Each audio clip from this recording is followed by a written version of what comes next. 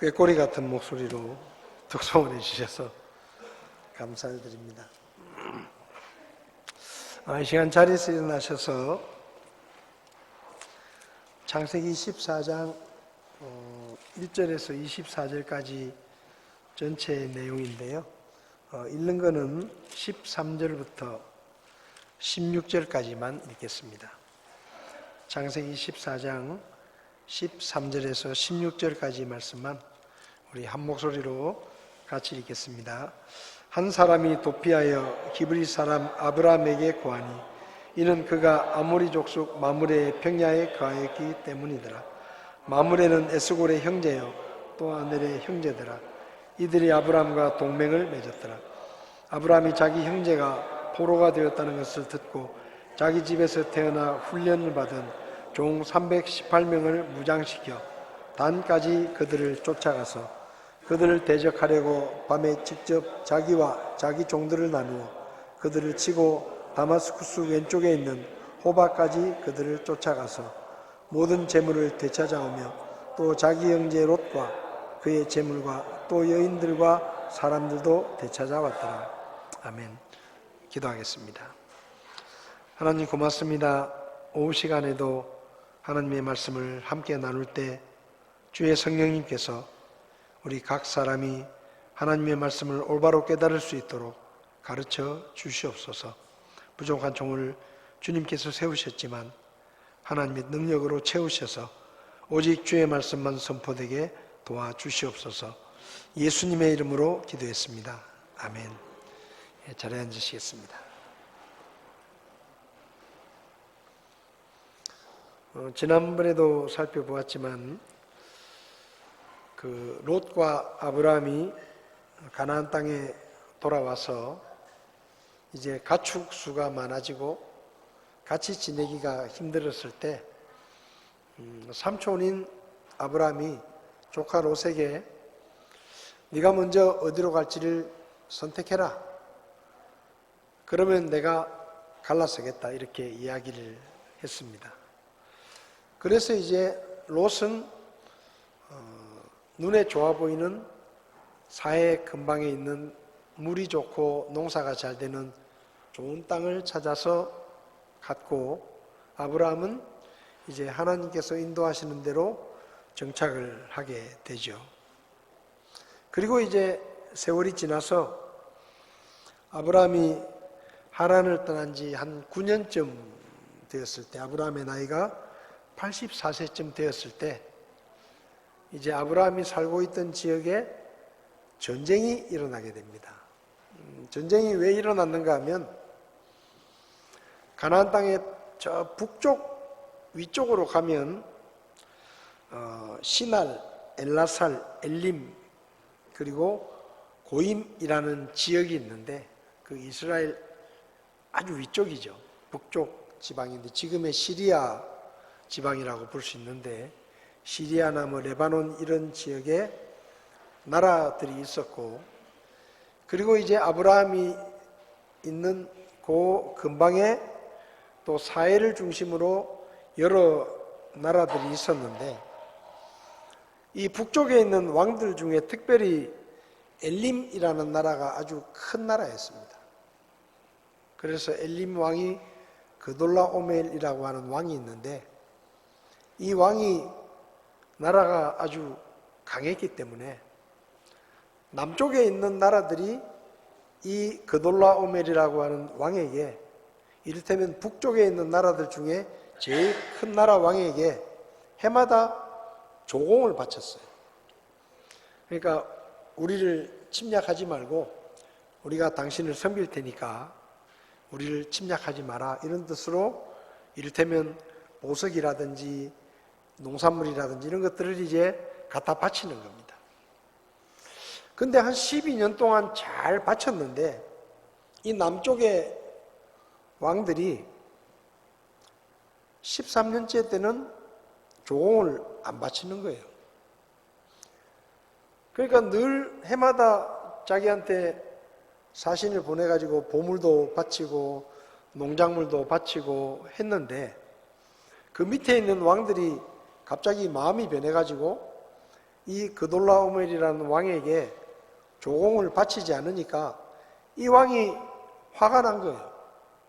그래가지고 자기를 따르는 북쪽에 있는 왕들을 모아가지고 저 밑에 있는 나라들이 이때까지 내 말을 잘 듣고 나에게 조공을 바쳤는데 이제 조공을 바치지 않고 반역을 했다. 그러니까 저것들을 손을 좀 봐야 되겠다. 그래가지고 이 그돌라오멜과 그 그돌라오멜을 따르는 북쪽의 나라들이 연합군을 만들어가지고 남쪽을 치러 옵니다.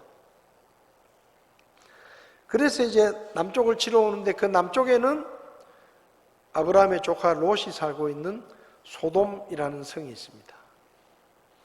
그래서 북쪽에서 왕들이 연합군이 내려오니까 이 소돔 왕도 주변에 있는 5 나라들을 모아가지고 야, 우리가 이때까지 저 그돌라오멜에게 조공을 바쳤는데 우리가 조공을 바치지 않으니까 저들이 우리를 치러 왔다. 그러니까 우리도 힘을 합해서 저들을 물리치자 하고 이제 연합군들끼리 전쟁을 하게 된 것입니다. 근데 위에 북쪽에 있는 나라들이 워낙 강했기 때문에 결국은 전쟁이 남쪽에 있는 왕들이 항복을 하고 끝이 났습니다. 그래서 이제 그 당시에는 나라들끼리 전쟁을 하면 전쟁이 끝나면 그 전쟁에 패한 나라에 보물이라든지 이런 것들을 이긴 나라들이 다 빼앗아가고 그리고 거기 사는 사람들 중에 또 쓸만한 사람들을 포로로 잡아갔습니다. 근데 롯이 소돔에 살고 있었는데 롯은 소돔의 본토인이 아니에요. 이방인이죠. 근데 소돔이 망했을 때 이제 소돔 사람들이 포로로 잡혀갔는데 롯과 그의 가족들도 같이 포로로 잡혀간 겁니다. 헤브론 지역에서 살던 아브라함에게 마침 그 일이 전해졌습니다. 당신의 조카 롯이 위에서 왕들이 쳐들어와 가지고 소돔이 멸망하고 당신의 조카 롯이 가족들과 함께 포로로 잡혀갔습니다. 라는 소식을 아브라함이 듣게 되죠. 사실 아브라함 입장에서 보면 조카 롯이 그렇게 좋은 조카가 아니에요. 예전에도 삼촌이 야 네가 좋은 땅을 택하면 삼촌이 그 다음에 너하고 갈라서겠다 그랬을 때 좋은 조카 같으면 아이고 삼촌 그래도 삼촌이 저보다 나이도 많고 저보다 어른인데 삼촌이 먼저 선택하시죠. 그러면 제가 그 다음에 알아서 하겠습니다. 뭐 이래야 되는데 기다렸다는 듯이 삼촌 그래요. 그럼 제가 하죠. 그래가지고 좋은 땅을 딱 선택해가지고 그리 가버린 거예요. 그러면 아브라함의 입장에서 조카 롯이 포로로 잡혀갔으니까 이놈의 자식 가서 고생 좀 해봐라. 내 말 안 듣고 버르장머리 없이 삼촌도 은혜를 몰라보고 지 잘난 대로 한번 고생 좀 해봐 하고 뭐 그럴 수도 있어요. 근데 성경을 보면 아브라함이 그렇게 하지 않습니다. 자기 조카가 포로로 잡혀갔다는 얘기를 듣고 자기 조카를 구하러 가기 위해서 성경을 보면 자기 집에서 태어나서 그러니까 아브라함이 지금 얼마나 부자인가 하면은요 자기 집에서 태어나서 훈련을 받아가지고 이를테면 사병이에요. 사병. 자기 말을 듣는 병사가 318명이나 있었습니다. 그러니까 이 사람들은 그냥 단순한 종이 아니고 아브라함의 재산을 지키기 위해서 이를테면 아브라함을 위한 군인들이에요. 군인들. 훈련을 받은 군인들. 그래서 이 318명을 데리고 조카를 구하러 가는데 지도를 보시면 요 다음 지도를 보시면요. 지금 아브라함은 마므레라는 곳에 있는데 헤브론에 있습니다. 근데 지금 포로로 잡혀간 자기 조카가 어디쯤 가고 있는가 하면 저 꼭대기에 있는, 이스라엘의 제일 꼭대기에 있는 단까지 지금 가 있는 거예요. 단. 여러분도 뉴스를 들으면 아시겠지만은 이스라엘이 여러 나라하고 국경을 접하고 있습니다. 서쪽으로는 레바논이란 나라하고 국경을 접하고 있고, 북쪽으로는 시리아라는 나라하고 북쪽으로 국경을 접하고 있고, 그 다음에 이스라엘의 동쪽으로는 요르단이라고 하는 나라가 있습니다. 그러니까 그 밑으로도 다른 나라들이 있지만, 우선 보면 북쪽에 레바논이 있고 시리아가 있고 그 다음에 이제 요르단이 있는데, 저 단은 어딘가 하면 이스라엘의 지금 그 시리아하고 가끔 포격을 주고받는 골란 고원이라는 곳이 있습니다. 골란 고원. 이스라엘의 제일 북쪽인데요. 그 골란 고원 바로 옆이 단입니다. 그러니까 아브라함이 있는 헤브론에서 지금 골란 고원이 있는 그 단까지는 직선 거리로 한 200km 정도 떨어진 곳이에요. 지금이야 뭐 200km 그러면 차를 몰고 가면은 먼 거리가 아니지만, 그 당시에는 기껏 해봤자 말을 타고 가는 겁니다. 나귀를 타고 가든지. 그러니까 200km면 이게 적은 거리가 아니에요. 근데 아브라함이 자기 사병들을 데리고 헤브론에서 출발해가지고 단까지 거의 직선거리만 200km인데 저 사이에는 산지도 있고 광야도 있고 이렇습니다. 근데 그 길을 가는 거예요. 자기 조카를 구하러 가는 것이죠.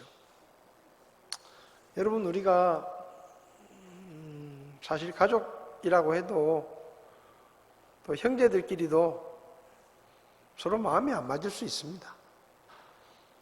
또 형제들끼리도 서로 다툴 수도 있어요. 저는 예수 믿는 사람들이 좀 그 인간관계를 좀 잘 해야 된다라고 생각합니다. 믿지 않는 형제들 중에서 뭐 나하고 좀 마음이 안 맞고 좀 뭐라 그럴까요? 좀 껄끄러운 관계에 있더라도 예수 믿는 사람들이 좀 포용하고 이해해주고 좀 받아주고 이런 마음이 필요한 거죠. 아브라함도 버르장머리 없는 조카지만 포로로 잡혀갔다는 얘기를 듣고 외면하지 않고 자기 사병들을 데리고 그 먼 길을 달려갑니다. 그리고 결국 전쟁에서 승리를 합니다. 그 롯을 포로로 잡아갔던 사람들에게서 롯을 건져내고, 그리고 소돔 백성들을 구해내고 그들이 뺏겼던 보물들을 다 찾아옵니다. 그러니까 이게 사실은 밑에 있는 5 나라들이 연합을 했어도 그 전쟁을 이기지 못했는데, 아브라함이 불과 318명의 군사를 데리고 가서 저 그돌라오멜의 연합군을 물리친 거예요. 이건 아브라함의 실력이 아니에요. 아브라함의 능력이 아니라 하나님께서 아브라함을 도와주신 겁니다. 그러니까 5 왕이 연합을 했어도 못 이겼는데, 아브라함이 318명의 사병들을 데리고 가서 전쟁을 했는데 그 전쟁에서 이기고 소돔 왕이 빼앗겼던 모든 보물과 포로로 잡혀갔던 사람들을 되찾아와요. 그러니까 이 전쟁은 하나님께서 승리하게 하신 것입니다. 하나님이 도와주신 거예요. 안 그러면 이럴 수가 없는 거예요. 그때 이제 17절을 보면 여기 아브라함이 그 5 왕의 연합군을 이기고 승리하고 포로들을 다 되찾아가지고 돌아오는데, 18절을 보면 살렘 왕 멜기세덱이 빵과 포도즙을 가지고 나왔다라고 말합니다. 그러니까 아브라함이 전쟁에서 이기고 돌아오는데 소돔 왕도 나왔고 많은 백성들이 아브라함을 맞이하기 위해서, 환영하기 위해서 나왔는데, 그 그 중에 한 사람이 누군가 하면 멜기세덱이라고 하는 살렘 왕이 거기 나와 있었다라고 말합니다. 근데 이 멜기세덱은 굉장히 좀 특별한 사람이에요. 이 멜기세덱을 히브리서를 보면 이 사람은 족보도 없고 출생도 알지 못하고 아주 특별한 사람이라는 거예요. 그러니까 그 신학자들은 여기 나오는 이 멜기세덱이 누구냐라고 물을 때 대부분의 신학자들이 아마 이 멜기세덱은 예수님께서 구약시대 때 사람의 모양을 입고 나타나신 모습이 이 멜기세덱의 모습일 것이다 라고 대부분의 신학자들이 이야기를 합니다. 그래서 멜기세덱이 나와가지고 여기 보면 지극히 높으신 하나님의 제사장이었더라 라고 설명이 되어 있죠. 그래서 멜기세덱이 와서 전쟁에서 이기고 돌아오는 아브라함을 축복합니다. 뭐라고 축복하는가 하면 19절에 하늘과 땅의 소유주 되시는 지극히 높으신 하나님의 아브라함에게 복이 있을지어다. 내 원수들을 내 손에 넘겨주신 지극히 높으신 하나님을 찬송할지어다. 그러니까 지금 아브라함이 전쟁을 마치고 돌아오는데 아브라함을 맞이한 멜기세덱이 말하기를 너의 승리는 네가 잘해서 승리한 게 아니고 하나님이 승리하게 하신 것이다 라고 얘기를 하는 거예요. 근데 그 얘기를 듣고 아브라함이 여기 성경을 보면 20절에 내 원수들을 내 손에 넘겨주신 지극히 높으신 하나님을 찬송할지어다 하며 그가 모든 것의 10분의 1을 그에게 주니라. 자기가 전쟁에서 얻은 것의 11조를 멜기세덱에게 드렸다. 이게 성경에 나오는 최초의 11조입니다. 어떤 분들은 11조를 율법이라고 말합니다. 그래서 구원받은 신약교회 성도들은 11조를 할 필요가 없다. 왜냐하면 율법이기 때문에 라고 주장하는 분들도 많이 있어요. 근데 오늘 말씀을 보면 11조는 율법이 아닙니다. 율법이 주어지기 전부터 있었던 거예요. 그럼 11조의 의미가 뭐냐? 이 11조는 하나님께 드리는 11조만 있었던 게 아니에요.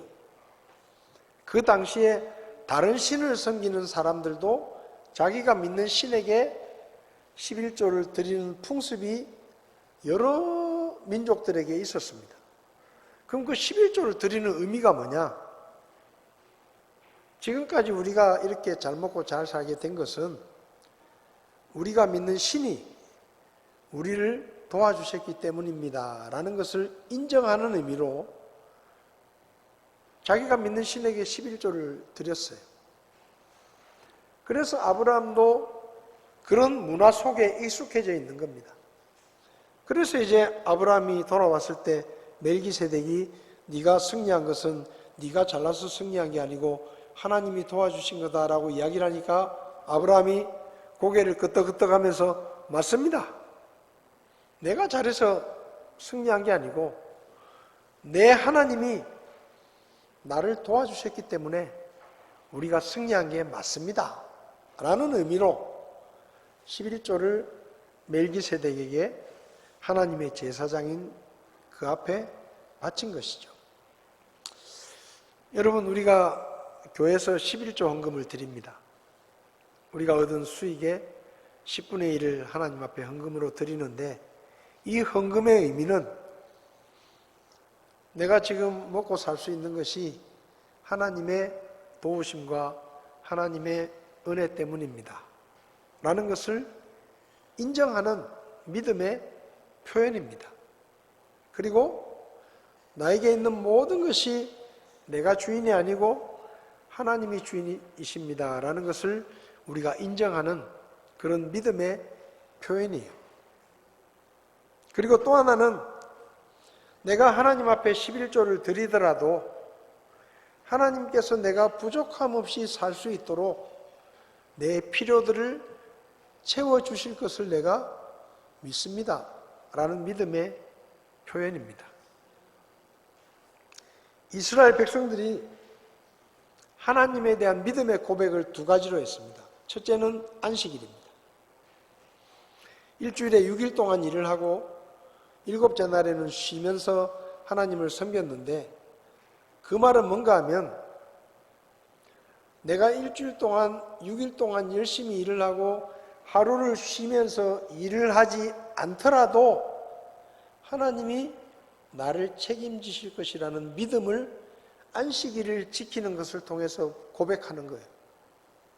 그리고 11조를 통해서 하나님께서 주신 것들의 11조를 바침으로 나에게 있는 모든 것들이 하나님이 주신 것임을 내가 인정하고 믿습니다 라고 고백하는 것입니다.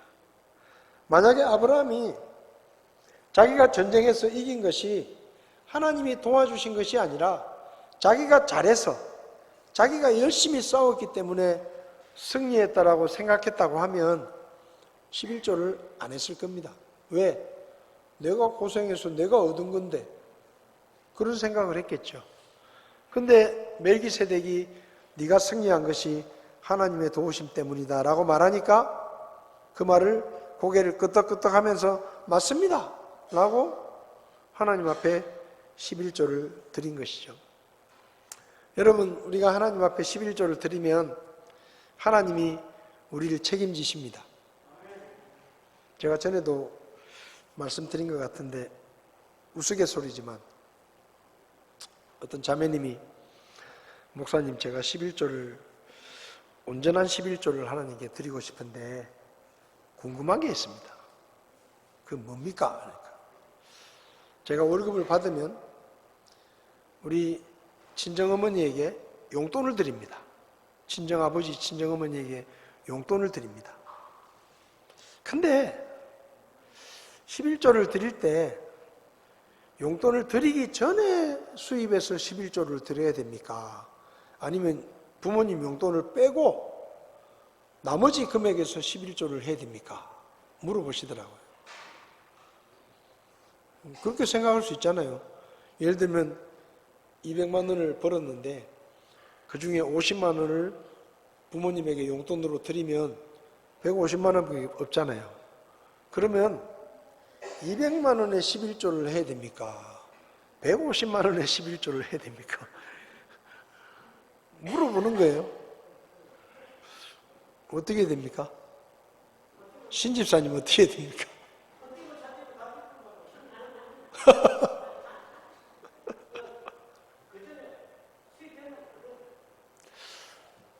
그래서 제가 이렇게 대답을 했어요. 11조는 우리가 하나님이 주신 것들에 감사하는 믿음의 표현이기도 하지만, 내가 하나님께 11조를 드리더라도 하나님이 나에게 부족함 없이 채워주실 것을 믿는 믿음의 표현이기도 하다. 그래서 하고 싶은 대로 해라. 용돈을 드리기 전에 금액에서 11조를 하든지 용돈을 빼고 금액에서 11조를 하든지, 대신에 자매가 부모님에게 용돈을 드리기 전에 11조를 하나님께 드리면 그 말은 하나님, 우리 부모님도 하나님이 책임져 주세요, 그런 믿음이지만, 부모님께 드리는 것을 쏙 빼고 나머지 금액에서 11조를 하면 하나님은 우리만 책임지시면 돼요, 우리 부모님을 신경 안 쓰셔도 돼요, 그런 의미다. 그러니까 알아서 해라. 여러분, 믿음은 하나님께 우리의 삶을 맡기는 것입니다. 일주일 동안 일하지 않고 하루를 일을 하지 않아도 하나님이 나를 채우실 것이다. 11조를 하나님께 드리더라도 내게 부족함이 없도록 하나님이 채우실 것이다 라는 믿음이 우리로 하여금 예배를 드리게 하고 11조를 하나님 앞에 드리게 하는 것입니다. 그게 믿음의 고백이에요. 자, 그리고 이제 11조를 드리고 소돔 왕에게 왔는데 21절을 보면 소돔 왕이 아브라함에게 이렇게 말합니다. 고맙소. 다 뺏겼잖아요. 보물도 뺏기고 다 뺏겼으니까 아브라함에게 고맙다는 인사를 하고 이렇게 말을 해요. 사람들만 나한테 돌려주고 나머지 물건들은 다 당신이 가지시오. 왜냐하면 다 뺏겼던 거니까. 그러니까 우리 백성들만 나에게 돌려주고 나머지 보물이나 물건들은 다 당신이 가져도 좋습니다 라고 얘기를 합니다. 근데 아브라함이 뭐라고 말하는가 하면요, 22절에 아브라함이 소돔 왕에게 이르되 내가 하늘과 땅의 소유주 되시는 지극히 높으신 하나님 곧 주께 내 손을 들어 맹세하였느니 이것은 내가 이르기를 내가 아브라함을 부자로 만들었다 할까 염려하여 내게 속한 것은 시로라기 하나나 신발끈 하나라도 내가 취하지 아니하겠다. 그러니까 여러분 금방 말씀드렸죠. 아브라함이 전쟁에서 이긴 것은 아브라함이 잘해서가 아니라 하나님이 도와주셔서 잘된 거예요. 아브라함의 말의 의미는 이겁니다. 내가 잘해서 얻은 것이 아니라 하나님이 도와주셔서 이겼는데 그 하나님의 도와주심 때문에 내가 사사로운 이익을 챙기지 않겠다라는 거예요. 내가 싸워서 이긴 것 같으면 내가 받겠지만 이건 내가 싸워서 이긴 게 아니고 하나님이 행하신 일인데 하나님의 행하신 일을 이용해가지고 내가 내 욕심을 챙기거나 내 사사로운 이익을 얻지 않겠다라는 거예요. 왜냐하면 나중에 소돔 왕이 사람들한테 돌아다니면서 아브라함이 큰 부자가 됐는데 사실은 내 덕분이야. 내가 물건을 다 안 돌려줘도 된다 그러고 아브라함에게 줬으니까 아브라함이 저만큼 먹고 사는 것이지 다 내 덕이야. 그럴까봐. 그렇게 말할까봐 신발끈 하나도 안 받겠다. 이 말이 무슨 말입니까? 나는 하나님의 백성이기 때문에 당신이 도와주지 않아도 하나님이 책임지시고 하나님이 채우시고 하나님이 복을 주시고 내가 잘 되면 하나님이 나를 축복하셔서 잘 됐다라고 사람들에게 소문이 나야지 당신이 나한테 보물을 줘가지고 내가 부자가 됐다는 소리는 듣기 싫다 이 말이에요. 여러분 우리가요 이런 마음이 있어야 됩니다. 하나님께서 역사하신 것을 이용해가지고 내 사사로운 욕심이나 내 이익을 챙기려고 하면 안 돼요. 하나님께 온전한 영광을 돌려야 되는 겁니다. 하나님이 우리에게 뭔가 복을 주셨는데 그 하나님이 주신 복을 이용해가지고 내 사사로운 욕심을 챙기려고 하면 안 돼요. 전에 제가 말씀드렸죠. 조지 베브리 쉐어라는 가수가 있었습니다. 이 사람은 미국에서 그래미상을 여러 번 받은 아주 목소리가 진짜 좋은 가수예요. 근데 이분은 가스펠 가수예요. 가스펠 가수. 이분이 아주 먹고 사는 게 힘들었습니다. 먹고 사는 게 힘들었는데 목소리가 아주 좋아요. 베이스 톤인데 아주 노래를 잘해요. 그래가지고 어느 방송국에서 이 사람한테 연락을 해가지고 우리 방송국에서 당신을 전속 가수로 방송국에 모시고 싶다. 워낙 목소리가 좋으니까. 근데 이분이 딱 거절을 합니다. 그러니까 방송국에서 돈을 더 줄 테니까 우리 방송국하고 같이 일을 합시다. 근데 이분이 딱 거절을 하면서 이렇게 말을 해요. 미안하지만 난 조금 전에 계약을 끝냈다. 조금 전에 계약을 끝냈기 때문에 당신들하고 돈을 아무리 많이 준다고 해도 내가 당신들하고 계약을 할 수 없습니다. 그래서 이 방송국에서 도대체 누구하고 계약을 했냐? 물으니까 이 조지 베브리시가 하는 말이 내 주님이신 하나님과 나는 계약을 했다. 내 목소리는 하나님의 영광을 위해서만 쓰겠다라고 내가 하나님께 약속을 했다. 그리고 이 사람이 빌리그레암 목사님 전도 집회를 따라다닙니다. 예배 때마다 특송을 합니다. 하나님이 주신 목소리, 그 좋은 목소리로 자기 돈 버는 일에 쓰지 않겠다는 거예요.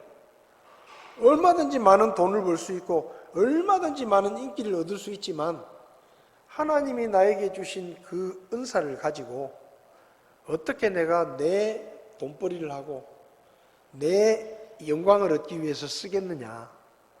내 목소리는 오직 하나님만을 위해서 쓰겠다. 그래가지고 빌리그레암 목사님하고 전 세계를 다니면서 복음을 전하는데 특송을 하고, 이분이요 미국에서 그래미상 하면은 일반 대중음악도 상을 주지만 기독교 음악도 상을 주는데 이분이 그 상을 여러 번 받았어요. 말 그대로 세상 음악을 노래했으면 돈을 엄청나게 벌었을 겁니다. 근데 이분이 하나님이 주신 그 좋은 달란트를 가지고 내 사사로운 욕심을 챙기는 데 쓰지 않겠다. 이 목소리는 오직 하나님께만 영광을 돌리겠다. 그래서 그분이 부른 노래 중에 우리나라에서도 엄청 많이 불리는 노래가 주 예수보다 더 귀한 것은 없네라는 찬송이에요. 이분이 그 빌리그레암 집회에서 처음으로 이 노래를 불렀습니다. 이 노래는 그분 노래예요. 세상 노래를 불렀으면 어마어마하게 돈을 벌었을 텐데.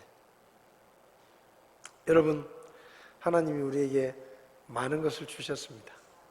그걸 가지고 열심히 돈을 버십시오. 열심히 돈을 버는데 내가 잘 먹고 잘 살기 위해서 벌지 마시고 하나님의 영광을 위해서 내가 최선을 다해서 일을 하고 하나님이 주신 재능을 가지고 열심히 돈을 벌어서 하나님의 영광을 위해서 쓰시기를 바랍니다. 그게 우리 자세가 돼야 되는 거예요. 내 집, 큰 집 사고 좋은 차 타고 좋은 옷 입고 그게 우리가 돈 버는 목표가 아니라 돈을 많이 벌어서 하나님께 영광을 돌리고 하나님의 일에 쓰임받고 주님이 기뻐하시는 일에 쓰는 것이 우리의 목표가 되어야 됩니다. 부자 되십시오. 아멘을 왜 안 하세요? 부자 되십시오. 그런데 주님을 기쁘시게 하는 부자가 되십시오. 기도하겠습니다.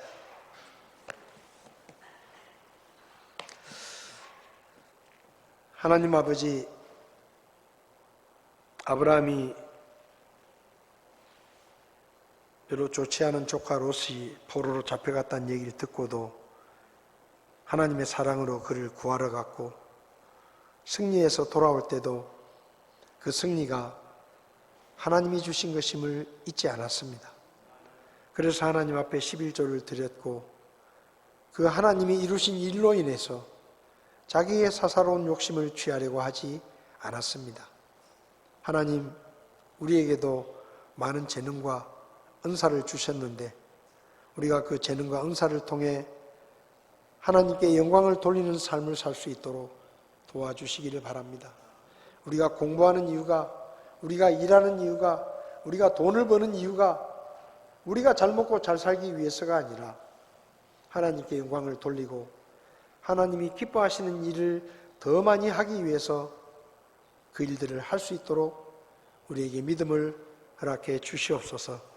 세상에 나갑니다. 날씨가 덥지만 기쁨으로 주님 섬기게 하시고 각자 있는 곳에서 하나님께 영광을 돌리는 삶을 살 수 있도록 우리를 도와 주시옵소서.